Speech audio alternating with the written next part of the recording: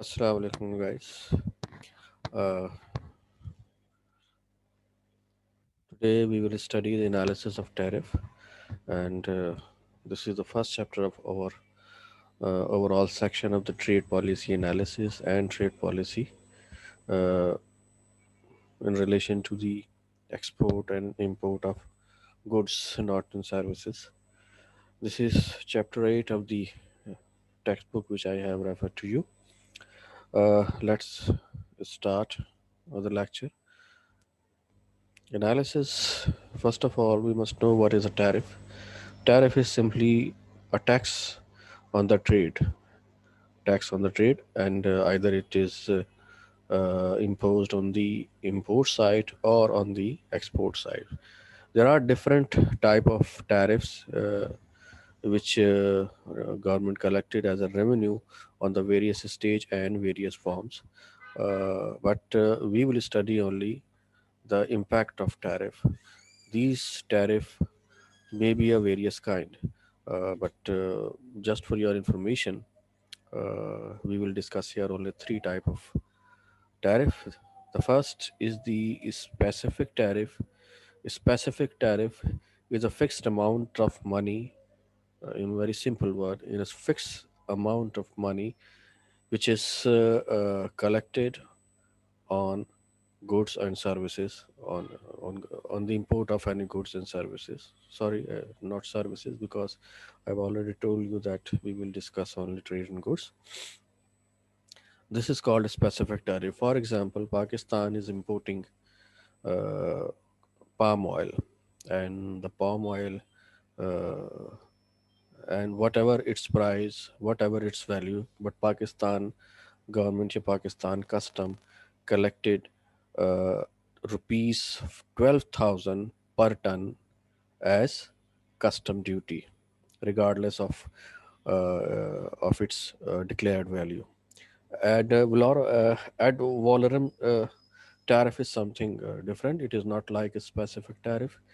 It is collected on the basis of as a percentage of uh, declared value. What is declared value? Declared value means, for example, I am importing a machine, and its declared value, or which I declared as importer, its value is 10,000, and the government charge as percentage terms. For example, in Pakistan, the highest tariff rate is 25%. So I have to pay 25% of the declared value, and that declared value, for example, if it is 10,000, then I have to pay 2,500 as additional tariff. There is some is another type of tariff which is called compound tariff, and the compound tariff is in Pakistan. There is no compound tariff at all at the import stage, or as a custom duty or as a policy rate. It's in our neighboring country, India. It's uses more in all over the world. For example, India imposed a tariff of 10% of declared value on the import of fabric, 10% or rupees 100 per square meter, whichever is higher. This is called compound tariff. कि उसने दोनों तरह के tariff इस पे declare किए हुए हैं, but it will charge whichever is higher, ad valorem tariff as well as the specific tariff. तो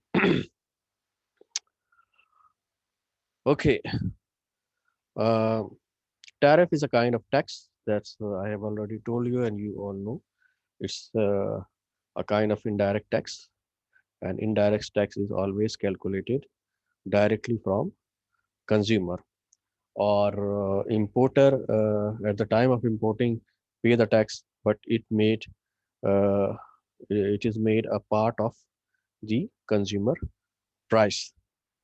Uh, uh, so you have already, I think, study in microeconomics that tax is always lower the welfare or well-being of the people.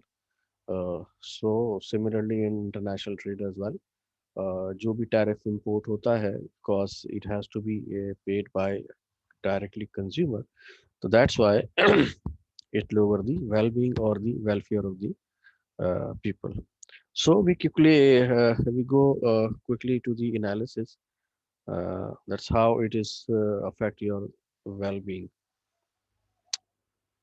Now come to our example, जो हमारी एक चल रही है उसके ऊपर कि motorcycle and bicycle. For example, this is the example from USA. USA में जो आपका एक एक्सपोर्ट ये डिमांड कर्व है. This is the domestic demand curve of the US, main US demand curve, and this is supply curve. And this supply is included both domestic, it's a domestic supply curve, and the gap is filled by this import by the total demand. ये है हमारी for example कि ये world price जो है this is $300 पर bike है. और इसके ऊपर जो हमारी डिमांड है फॉर एग्जांपल वो 1.6 मिलियन पर ईयर बाइक्स की जो है वो डिमांड है. इसमें से 0.6 जो है वो डोमेस्टिक सोर्स से सप्लाई होती है और बाकी जो है ये इंपोर्ट के ज़रिए से होती है पूरी. इसमें क्या है देख लें आगे कि consumer surplus and producer surplus, इसी के ज़रिए से हमारा एनालिसिस होगा.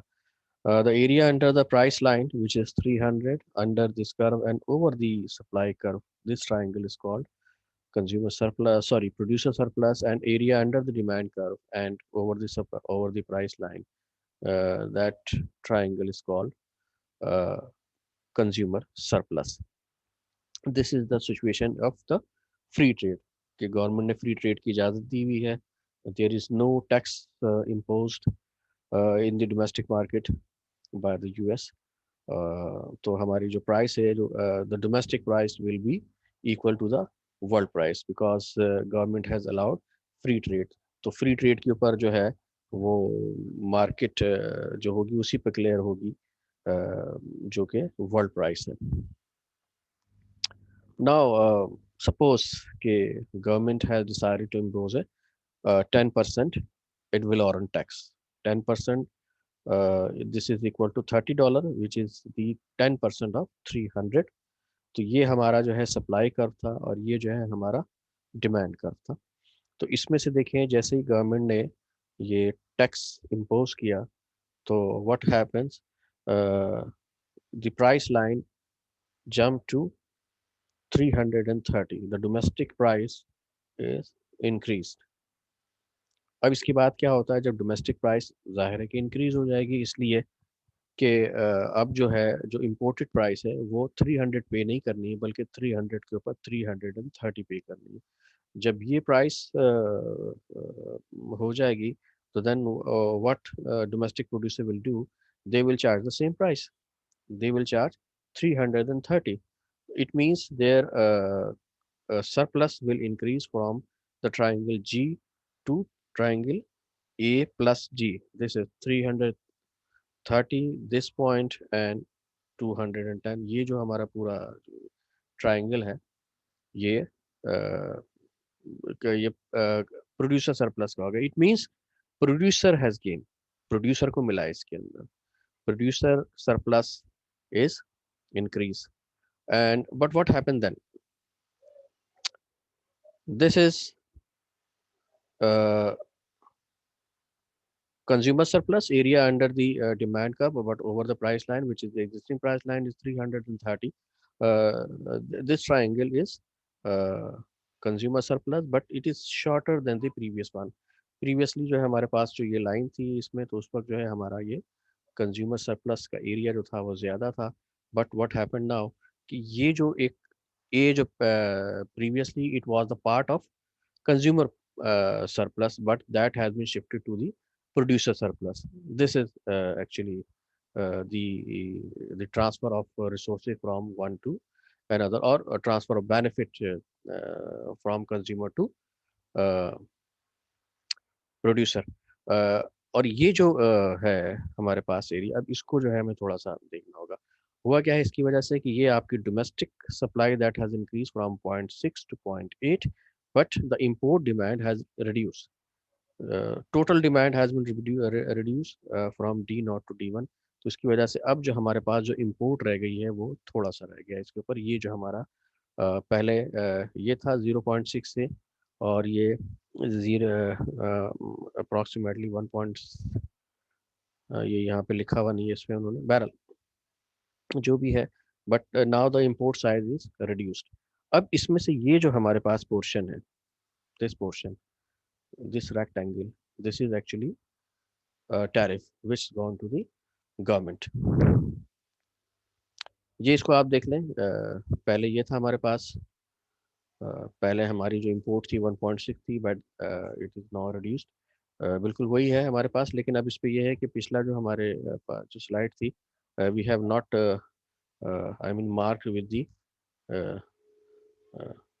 any letters, but here we have named it as C, D, B and D area। तो ये जो टैरिफ इंक्रीज हुआ था उसकी वजह से क्या हुआ है कि ये हमारे पास एक पूरा एक रिसोर्स था जो कि जिसके ऊपर इम्पैक्ट आया है। And the total impact is that कि प्रोड्यूसर सरप्लस में इजाफा हुआ है एंड कंज्यूमर सरप्लस में कमी हुई है, और उसके अलावा गवर्नमेंट रेवेन्यू में इजाफा हुआ है। एंड एज यूजुअल जिसको हम कहते हैं कि जनाब के B and D, this is the loss and this is we called deadweight loss। And how why we say these area are deadweight loss, ये एक जो है क्वेश्चन है जिसके ऊपर इंशाल्लाह हम अभी नेक्स्ट स्लाइड में आपको बताते हैं। The tariff has government revenue. जाहिर है कि जब भी गवर्नमेंट जो है कोई टैरिफ लगाती है, कोई टैक्स लगाती है, कि it has certain objective and impacts. और जो बहुत ही गरीब मुल्क होते हैं तो उनका तो एक ही ऑब्जेक्टिव होता है कि किसी तरह से रेवेन्यू को इजाफा किया जाए, तो रेवेन्यू में गवर्नमेंट का इजाफा हो जाता है। लेकिन कुछ दूसरी चीज़ें और भी होती हैं कि आप डोमेस्टिक सप्लाई को बढ़ाना चाह रहे होते हैं, और आप समझ लें कि किसी जो आपकी डोमेस्टिक इंडस्ट्री है उसको प्रोटेक्ट करना चाह रहे होते हैं, और उसको जो इम्पोर्टेड जो है इम्पोर्टेड मटेरियल के मुकाबले में उसको ज़्यादा स्ट्रेंथन करना चाह रहे होते हैं। This is actually act as a tool of the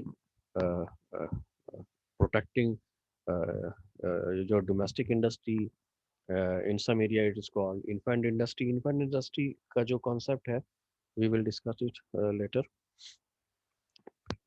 okay जी, this is what the national loss from a tariff. देखें जब टैरिफ के अंदर इजाफा किया गया था तो there are two dead weight loss.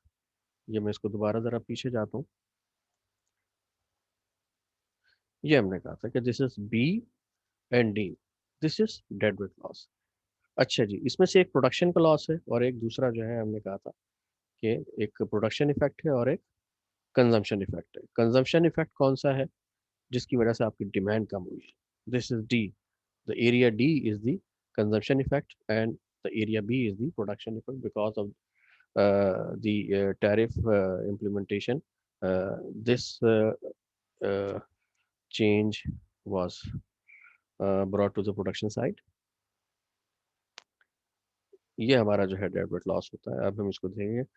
The consumption effect of the tariff shows that the loss to the consumer in the importing nation based on the reduction in their total consumption। अब जो आपने देख लिया इसके अंदर के total consumption is reduced and this mean the consumption effect। And what is the production effect? The domestic production has increased। The tariff is the amount by which the cost of drawing domestic resources away from the other use of extra, saving from not paying foreign buy to extra unit। तो अब आप ये समझ लें कि जो dead weight loss है, एक तो ये कि सबसे पहला जो आपका कंजम्पशन इफेक्ट की वजह से डेड वेट लॉस है, ये आपको क्या शो कर रहा है कि जो हमारे जो डोमेस्टिक जो डिमांड थी वो एक्चुअली रिड्यूस हो गई। तो कुछ ऐसे लोग जो कि पहले बाइसिकल या बाइक जो है वो खरीद सकते थे, अब वो नहीं खरीद सकते because of the high price. तो this is the consumption effect. और प्रोडक्शन इफेक्ट क्या है? डेड वेट लॉस किस तरह से इनएफिशिएंसी लॉस है, क्योंकि अभी भी जो है वो महंगी चीज़ बना रही है, और जो भी कंज्यूमर है वो उसको महंगा खरीदने पे मजबूर हैं। और इसकी वजह से क्या हो रहा है कि बहुत से डोमेस्टिक रिसोर्सेज जो कि एफिशिएंटली किसी दूसरे सेक्टर में यूज़ हो सकते थे, वो बजाय वहाँ यूज़ होने के अब वो ये कंपैरेटिवली जो है लेस प्रोडक्टिव सेक्टर की तरफ आ गए हैं, जिसको एक टैरिफ के ज़रिए से प्रोटेक्शन दी गई है। ये इसको थोड़ा सा कंबाइन किया गया है। This this is the same graph which we have seen there, demand and supply of domestic, and this is the domestic demand, and this is the point where the domestic demand is equal to domestic supply, and from this it is the import is started, the analysis of import is done through this line. ये जो हमारा बिल्कुल starting point होगा कि इस price के ऊपर जो है आपकी इंपोर्ट ज़ीरो होगी। ये जो प्राइस है आपका, if we if the price is prevailing at this point, it means at this point import is zero, and same is here कि इस पॉइंट के ऊपर आप देख लें कि जो है ज़ीरो आपकी इंपोर्ट है इस प्राइस के ऊपर, एंड ये जो है इस प्राइस के ऊपर जो 330 है, what is the size of the import if we deduct 0.8 from 1.4, it is 0.6। ये है। फिर the third point is that when the price is 300, the total import was uh, from this point 0.6 to 1.6, if we deduct 0.6 from 1.6 we get 1.0 million। So if we join these point we get the demand cost for import। अच्छा, अब आप इसको देखिए, जो analysis है हमने इसको थोड़ा सा जो है एक मिरर इमेज इसका लिया है, जिसमें कि ये वाला हमारा पोर्शन शामिल है। This is representing only import import side of the market, कि ये आपका जो है डिमांड है, डिमांड फॉर इंपोर्ट। जब आपकी प्राइस लो थी एट दिस 300, तो ये जो है आप इंपोर्ट कर रहे थे, लेकिन अब जबकि प्राइस ये हो गई है तो उसकी वजह से आपकी इंपोर्ट कम हो गई है। और ये जो एरिया सी है, this area C is actually government revenue in terms of dollar और वट एवर से। तो आपका आप देख लें कि दो चीज़ें यहाँ पर, एक तो ये है जो मैंने बताया था इससे पहले कि जो ए जो है ये this is the gain of the producer and as a result of the loss of the consumer surplus, and this portion is gone to government. It means कि जनाब ये भी हमारे पास कुछ ना कुछ मौजूद है, गवर्नमेंट के पास चला गया, तो गवर्नमेंट जो है फिर वो अपने ही लोगों के ऊपर स्पेंड कर रही होती है। But what about this B and D, this is actually the inefficient loss और डेड वेट लॉस।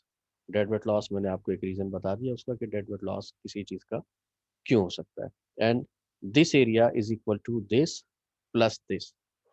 अगर आप इसको कैलकुलेट करेंगे, which is very easy, not very difficult. For example कि ये आपका एरिया है, the difference between this and this is 0.6 to 0.8 is 0.2, and if we multiply 0.2 with the with this area जो होता है length into width, and the size of this length is 10, 10 multiplied by 0.2 which is equal to 2, and then divide by 1, divide by 2, because this triangle is equal to half of the rectangle। तो उस rectangle को हमने 2 से divide किया तो हमारे पास 1 होगा, और ये भी 1 होगा, तो तकरीबन जो है हमारे पास 2 मिलियन डॉलर जो है उसके इक्विवेलेंटली ये डेड वेट लॉस होगा। इसी तरह से बाकी को भी कैलकुलेट किया जा सकता है, area A, area C, and so on. अच्छा जी, इसके बाद अब हम आते हैं कि जैसे बताया था गवर्नमेंट जो है क्यों एक टैरिफ इम्पोज कर रही होती है। तो हम यही अज्यूम करते हैं कि जनाब इसमें being a developing nation, this is a country which is a developing nation and is a small importing country. And why say we are saying that small importing country, a country which import could not affect the world price or world demand। तो क्योंकि for example आप समझ लें कि एक पाकिस्तान की बात हो रही है, ये जो है अमेरिका की या अमेरिका की या European Union as a whole market जो है बात हो रही है। अब ये क्यों हम उसको स्मॉल कंट्री उसको लार्ज कंट्री के क्या डिफरेंस है और उसका एनालिसिस को डिफरेंस है, ये आप आगे आके उसको समझ सकेंगे। इसमें क्या हो रहा है कि ये जो भी ट्रेड जो हो रही है उसकी वजह से वर्ल्ड प्राइस के ऊपर जो है कोई फर्क नहीं पड़ रहा है। तो अब ये जो हम जो टैक्स जो इम्पोज किया जाता है वो एक उसका जो ऑब्जेक्टिव था वो ये भी था कि आप जो डोमेस्टिक इंडस्ट्री है उसको सपोर्ट करना चाहते हैं, उसको प्रोटेक्ट करना चाहते हैं। तो उसमें ये है कि फॉर एग्जांपल जैसे कि हमने इसमें कह दिया बाइक के ऊपर जो है 10% है। एक्चुअली जो ट्रेड पॉलिसी कुछ इस तरह से बनाई जाती है जो कि आपकी जो इंडस्ट्रियल पॉलिसी है और जो आपके मैक्रो इकोनॉमिक गोल्स हैं उनके लिए ये अचीवेबल हो। अब जैसे उनको अचीव करने के लिए होती है फॉर एग्जांपल कि government had decided to protect its bike industry. जैसे पाकिस्तान के अंदर एक auto industry is very much and highly protected by tariff and other forms of non tariff barriers. तो इसमें जो है अभी हमें देखना पड़ेगा कि इफेक्टिव रेट ऑफ प्रोटेक्शन क्या है। फॉर एग्जांपल कि जैसे हमारी एग्जांपल में ये हमने देखा था कि 10% जो है फाइनल प्रोडक्ट जो है जो बाइसिकल की है उसके ऊपर उन्होंने एक टैक्स इम्पोज किया हुआ है। और फॉर एग्जांपल कि हमने ये कहा कि जो एक तो बाइसिकल है जो कि पूरी एक फॉर एग्जांपल बाइक पूरी एक बाइक बन के आ रही है जिसको हम सीबीयू कहते हैं। जो है कस्टम वाले उसको ज़्यादातर सीबीयू कह रहे होते हैं, कम्प्लीटली बिल्ड यूनिट। या फिर दूसरा ये होता है सीकेडी, कम्प्लीटली नॉक डाउन, कि वो उसके मुख्तलिफ पार्ट्स जो डब्बों में बन के आते हैं और फिर यहाँ पर आके उनको जोड़ा जाता है, असेंबल किया जाता है। लेकिन अब ये है कि जो कंपोनेंट्स हैं उसके ऊपर थोड़ा सा कम रेट रखा जाता है क्योंकि वो कोई डायरेक्टली कंजम्पशन के लिए यूज़ नहीं हो रहा होता है। तो ये आपकी बुक में एक एग्जांपल दी हुई है कि how we calculate the effective rate of protection. ये अब हम यहाँ पर एग्जांपल अब हम बताते हैं आपको क्या है कि फॉर एग्जांपल हमारी एग्जांपल में क्या था कि $300 जब कोई भी उसके ऊपर ड्यूटी नहीं थी, किसी किस्म का कोई प्रोटेक्शन नहीं था, तो बाइक की प्राइस हमने यहाँ पर हमारे एग्जांपल कितनी रखी थी? 300 रखी थी। For example we suppose that कि डोमेस्टिक जो आपकी वैल्यू एडिशन है डोमेस्टिक के ऊपर, जो डोमेस्टिकली जो प्रोड्यूस गुड्स हैं उसके ऊपर $80 जो है वो वैल्यू एडिशन है। बाकी जो इंपोर्ट किया गया था, इंपोर्टेड जो इनपुट था या not imported input, the total जो इनपुट है उसके ऊपर जो यूज़ हो रहा है वो $220 का आता है। और फिर उसके बाद करने पर लेबर कॉस्ट प्लस उसका जो है प्रॉफिट वगैरह और ट्रांसपोर्टेशन कॉस्ट मिला के ये आपकी $300 बन जाती है। अब गवर्नमेंट की पॉलिसी क्या है कि government had decided to impose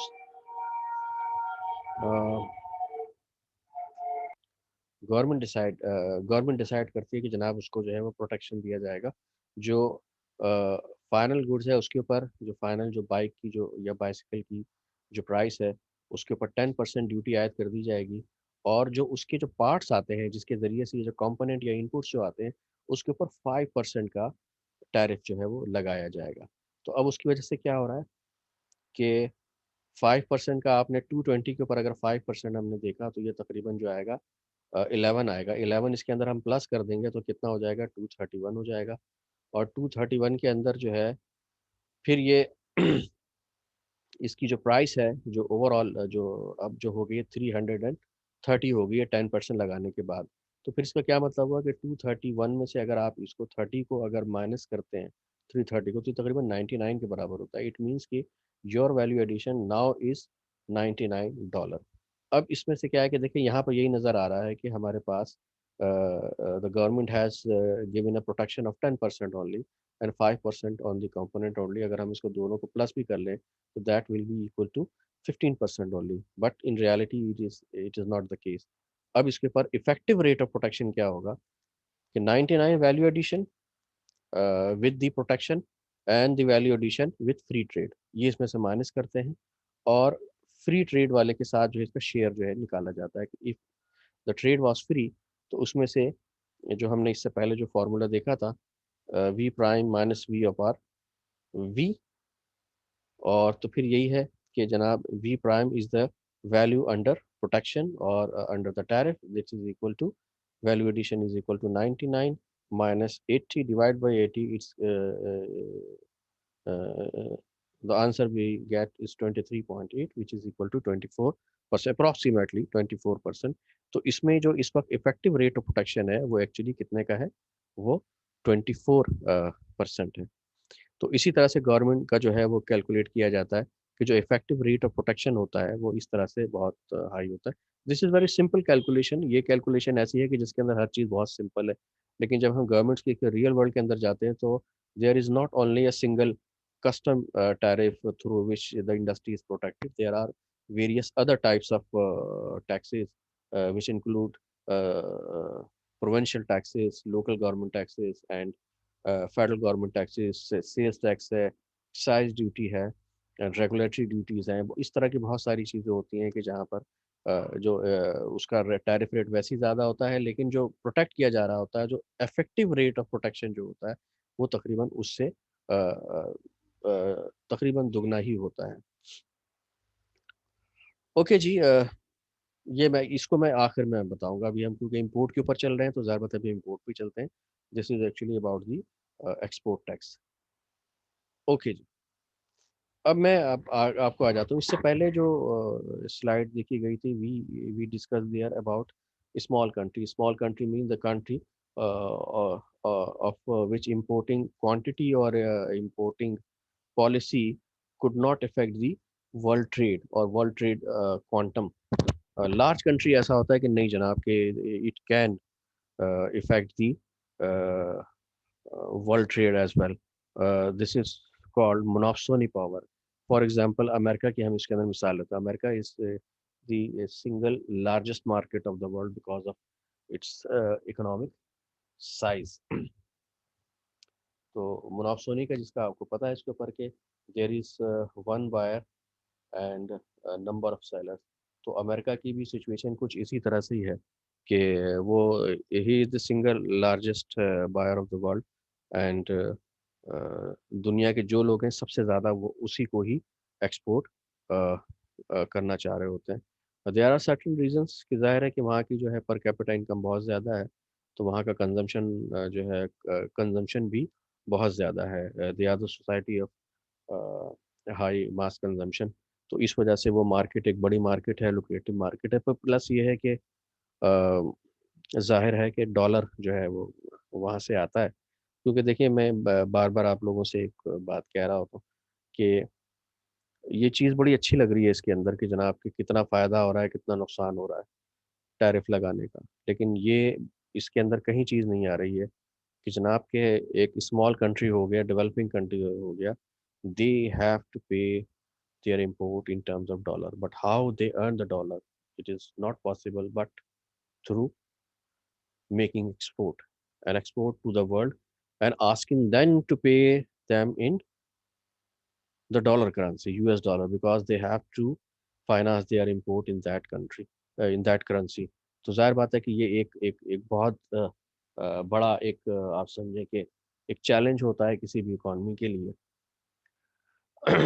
तो लार्ज कंट्री उसमें हम अमेरिका की मिसाल ले लेते हैं उसके ऊपर। और अब हम आ जाते हैं थोड़ा सा इसको सिर्फ पढ़ लेके ना।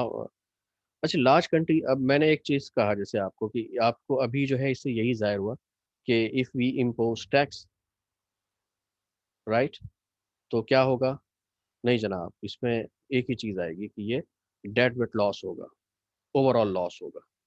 ठीक है ना? अब लॉस किस तरह से होगा? फॉर एग्जांपल ये लॉस है, ये लॉस है। ये हमने कह दिया कि चलो यार किसी तरह से गेन है कि गवर्नमेंट ने क्या किया है, ये जो भी टैक्स कलेक्ट किया है वो दोबारा कंज्यूमर पे खर्च कर देगी। ठीक है? लेकिन कंज्यूमर का उसको जो को प्लस किया जाएगा, ये भी लॉस है कंज्यूमर का, ये भी लॉस है कंज्यूमर का, और ये पूरा का पूरा कंज्यूमर का लॉस है। और ये जो लॉस है इसमें से एक लॉस तो चलो become a part of the producer, कि चलो ठीक है प्रोड्यूसर को हो गया। लेकिन ये जो एरिया है पूरा, ये बहरहाल जो पूरा एरिया है ये इससे ज़्यादा है, तो इसका मतलब है कि लॉस जो है वो ज़्यादा है। बुक के अंदर आपको पूरी एक इसमें एक उन्होंने कैलकुलेशन करके दी है कि जनाब किस तरह से जो है ये इसका नुकसान जो है वो ज़्यादा है। इसको ज़ाहिर बात है उन्होंने क्वांटिफाई किया है, जैसे मैंने आपको इससे पहले बताया था कि how we can calculate the total loss और द टोटल गेन थ्रू ये जो है आप उसके एरिया को जो है आप कैलकुलेट करते हैं, और ज़ाहिर बात है the value of the area, this is actually the value of loss और गेन। तो इसमें आपको यही नज़र आ रहा है कि सिर्फ जब भी टैक्स लगाया जाएगा लॉस होगा, लेकिन हर दफ़ा ऐसा नहीं होता है। ठीक है, इन केस ऑफ मोनोपोली ये बिल्कुल भी ऐसा नहीं होता है, बल्कि कभी कभी ऐसा होता है कि टैक्स लगाने का फ़ायदा भी होता है, जब भी इस वजह से लोग जो है बहुत ज़्यादा टैक्स लगा रहे होते हैं। लेकिन question is this, what is the optimal level of tariff, कितना टैरिफ लगाया जाए?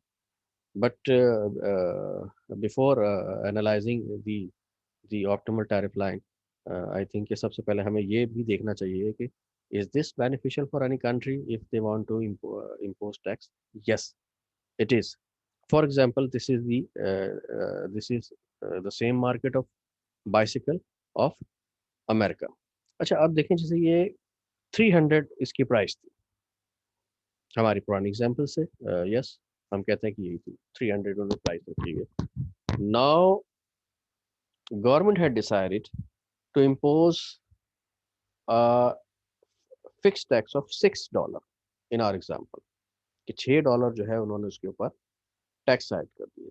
ठीक है, और $6 का मतलब ये है कि जनाब 2%, 2% जो है गवर्नमेंट ने इस पे टैक्स लगा दिया है। और इसकी वजह से क्या हुआ है कि इसकी प्राइस 300 से अब कितनी हो जाएगी, 306। लेकिन जब गवर्नमेंट ने, अमेरिका की गवर्नमेंट ने जब टैक्स लगाया, तो फिर उसके बाद हुआ कुछ ये कि जो सप्लायर थे उन्होंने वहाँ पर उनके दरमियान जो है क्या शुरू हो गया, एक कंपटीशन शुरू हो गया। और हर कोई चाह रहा था जनाब कि अगर कोई इस मार्केट से निकल रहा है तो उसका शेयर हम ले लें। तो उसकी वजह से क्या हुआ, उन लोगों ने अपनी प्राइस कम कर दी। ठीक है, कि जनाब 300 से 306 हो गई, तो उन्होंने कहा कि नहीं जनाब, ऐसा करते हैं कि हम आपसे अब 297 लेंगे। सही है, तो उन्होंने बजाय प्राइस जो है ये 300 चार्ज करने के 297 चार्ज करना शुरू कर दिया। अब इसके ऊपर जब $6 टैक्स लगा तो पता लगा कि नहीं जनाब, का टैक्स जो है वो तो एक्चुअली कितना है, सिर्फ $3 के बराबर है। ये ज्यादा भी हो सकता है, ये बिल्कुल जीरो के बराबर भी आ सकता है।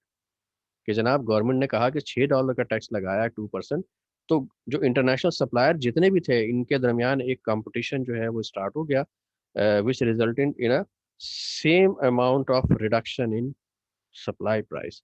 कि जनाब 300 से $6 लगाया था टैक्स, $6 का $6 जो है वो वहाँ के लोगों ने कम कर दिया। अब देखें कि जनाब इसका एनालिसिस क्या होगा, अब इसका इसका फायदा या नुकसान किस तरह से होगा।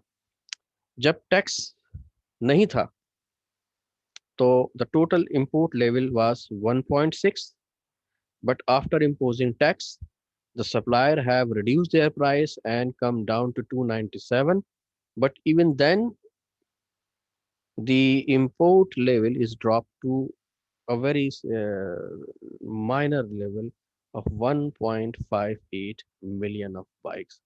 तो बहुत ही थोड़ा सा एक फर्क आया इसके ऊपर। अच्छा, अब इसकी वजह से भी कितने इफेक्ट आए, अब ये देखने वाली चीज है। ये आपका डोमेस्टिक सप्लाई थोड़ा सा इंक्रीज हुआ, वो सेम हमने कह दिया कि जनाब कि ये जो कंज्यूमर सरप्लस का ये पार्ट जो है किसके पास चला गया, ए के पास चला गया। ए की सूरत में किसके पास चला गया, प्रोड्यूसर के पास चला गया। This and this is dead weight loss, B and D, but very small dead weight loss, right. And now come to this point, what is the share of the government. Share of the government is C and E. ठीक है ना, इसलिए कि जो government ने जो तो लगाया है कि जनाब $6 का टैक्स, लेकिन ये तो इन्होंने प्राइस कम कर दी। इस प्राइस को कम करने की वजह से क्या हो रहा है, आधा टैक्स तो वहां की कंज्यूमर बर्दाश्त कर रही है, लेकिन आधा टैक्स जो है वो सप्लायर एक तरह से बर्दाश्त कर रहा है। तो ये आप समझ लें कि ये टोटल गेन है। अब जो ये जो टोटल गेन है, this total gain is very much higher than this dead weight loss B and D, right. अगर हम इसको दोबारा जो है इसी तरह से करें कि ना ये जनाब हमने यहाँ इस पॉइंट से लिया क्योंकि इस पॉइंट के ऊपर डोमेस्टिक सप्लाई डोमेस्टिक डिमांड बराबर है, तो इट मीन्स कि इस प्राइस के ऊपर जो है क्या है इस प्राइस के ऊपर जो है ये आपका डिमांड ऑफ इंपोर्ट ज़ीरो है और ये सप्लाई ऑफ शेड्यूल है। ठीक है, फॉरेन एक्सपोर्ट का। तो अब ये हो रहा है उसका, ये जनाब गवर्नमेंट ने जो टैक्स लगाया सी प्लस ई, ई जो है वो फॉरेन जो कंट्रीज के जो सप्लायर हैं वो पे कर रहे हैं गवर्नमेंट को, और जबकि इसका आधा पोर्शन जो है वो ये पे कर रहे हैं। ये ऐसा भी हो सकता है कि जनाब की इतनी प्राइस कम कर दी जाए कि जो इन्होंने $6 का टैक्स इम्पोज किया था, the total incidence of tax may be lie on the supplier. तो जाहिर बात है कि ये तो बिल्कुल ही नीचे आ जाता है, फिर सारा का सारा जो बर्दाश्त करोगे ये होता है। But even then dead weight loss फिर भी रहता है इसके ऊपर, क्योंकि वो एक बहुत बड़ी मार्केट है जिसकी वजह से ये वाला जो है डेड वेट, जो ये जो आपको वाइट जो नजर आ रहा है, ये बहरहाल एक लॉस जो है वो क्रिएट होगा, बट जो on part of the supplier, जिसको हम यहाँ पर जिक्र नहीं कर रहे। तो हम ये कह सकते हैं इसके ऊपर कि जनाब अगर मुनाफसनी पावर अगर किसी मुल्क के पास जो है वो एक्सरसाइज कर रहा है वो, तो आप ये समझ लें कि जो जो वर्ल्ड सप्लायर हैं या जो कंट्रीज़ हैं जो कि इसको सप्लाई कर रहे हैं, they actually they will suffer with the dead weight loss. तो ये मौजूद होगा, लेकिन देख लें आप कि इनको ओवरऑल जो है बहरहाल फ़ायदा होगा इसके ऊपर। ये कैलकुलेशन जो है ये बुक के अंदर आपको दी हुई है, and how they have calculated, I think you should gone through this, और मुझे यकीन है कि देखा भी होगा आप लोगों ने ये।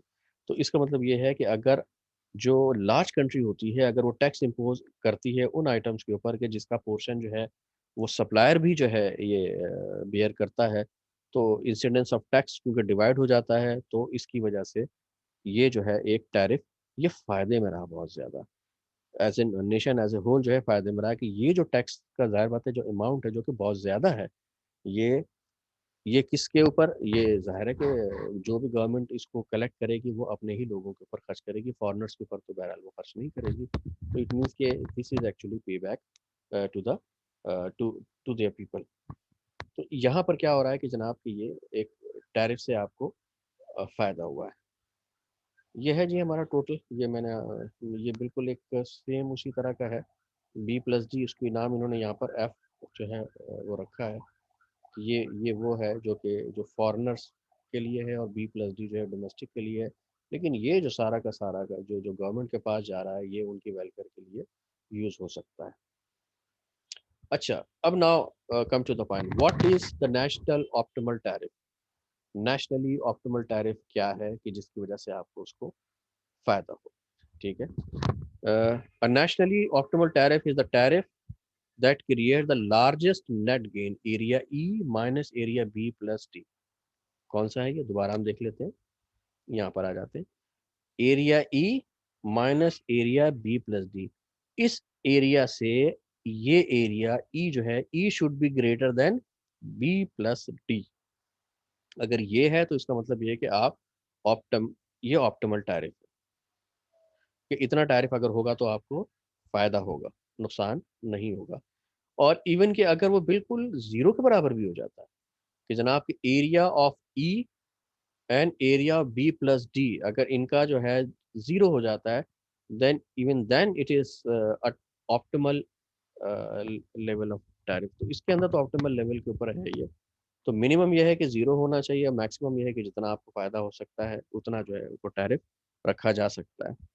Optimal tariff rate is a function as a fraction of the price paid to the foreigners, equal to the reciprocal of the price elasticity of the foreign supply of the home country's import। यही है इसके ऊपर कि अगर जो है जो supply जो है अगर परफेक्टली इलास्टिक है तो जाहिर है कि इसका मतलब है कि ऑप्टिमल टैरिफ का आप टैरिफ लगाएंगे तो ज़ाहिर आपको फ़ायदा होगा। लेकिन अगर सप्लाई जो है फॉरेन सप्लाई जो है वो अगर इन इलास्टिक है कम्प्लीटली, तो फिर तो आपको जब भी टैरिफ लगाएंगे उसका हमेशा नुकसान ही होगा। या आप कह सकते हैं कि जनाब के अपने यहाँ जो आपके पास जो डिमांड का जो इलास्टिसिटी है, if that elasticity is less than the elasticity of foreign supply, तो फिर इसका मतलब ये है कि आप नुकसान में रहेंगे, अदरवाइज आपको फ़ायदा हो सकता है। Rest of the world is worse off, but who cares the world, हर कोई अपने आप को देख रहा होता है। तो इस वजह से जो है ये ऑप्टिमल टैरिफ की जब भी हम बात करेंगे तो ओवरऑल पूरी ग्लोबल हम उसकी बात नहीं कर रहे होते, बल्कि सिर्फ अपनी उस बात कर रहे होते हैं। ऑल दो कि एक WTO एक बनाया गया वर्ल्ड ट्रेड ऑर्गेनाइजेशन के जनाब पूरी दुनिया से टैरिफ को जो है वो एलिमिनेट किया जाए, लेकिन उसके इतने राउंड हो चुके हैं, सब कुछ हो चुका है, 25 साल गुजर चुके हैं, लेकिन वो जो है अब तक किसी कंसेंसस पर नहीं पहुंच सके। ओके जी, this is all from this chapter. और एक चीज़ जो रह गई थी वो इसमें बतानी थी, export tax related. Yes, export tax, governments क्या करती हैं कि एक्सपोर्ट के ऊपर टैक्स इम्पोज कर रही होती है। क्यों कर रही होती है टैक्स? इंपोर्ट के ऊपर तो नज़र आ रहा होता है डोमेस्टिक इंडस्ट्री करने के लिए, लेकिन हाँ, why the tax is imposed on the export level. Export के ऊपर टैक्स अगर किया जाएगा तो ज़ाहिर बात है कि इंटरनेशनल तो वो चीज़ महंगी हो जाएगी, तो फिर गवर्नमेंट क्यों टैक्स लगा रही है? तो ज़ाहिर है आपको इसकी सिर्फ 2 ही रीज़न नज़र आएँगी, जो इम्पोर्टेंट रीज़न है। फर्स्ट एंड फॉरमोस्ट जो कि एक ये है कि इसकी एक्सपोर्ट को डिस्करेज किया जाए। दूसरी रीज़न ये हो सकती है कि गवर्नमेंट चाहती है कि नहीं भई बहुत ज़्यादा इसकी एक्सपोर्ट हो रही है, तो क्यों ना इससे भी जो है कुछ कमाया जाए, और वो उनके ऊपर जो है टैक्स लगाती है अपने रेवेन्यू को बढ़ाने के लिए।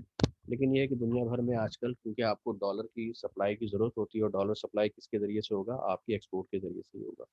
तो उसमें रेवेन्यू का तो आंसर शामिल नहीं होता है, ज़्यादातर किसका होता है? जो जो फैक्टर है, जो effective factor is only protecting the domestic industry. अच्छा, अब ये किस लिए होता है? डोमेस्टिक इंडस्ट्री के लिए भी, और प्लस ये है कि food security of the nationals. For example कि जनाब के जैसे हमारे यहाँ अगर गवर्नमेंट कहती है कि जनाब गंदम की फसल अच्छी नहीं हुई है, तो इस वजह से उसके एक्सपोर्ट पर पाबंदी लगा दी जाए, या इसको एक्सपोर्ट के ऊपर टैक्स लगा दिया जाए, ताकि वो फ़ीज़िबल ना रहे एक्सपोर्ट होने के लिए।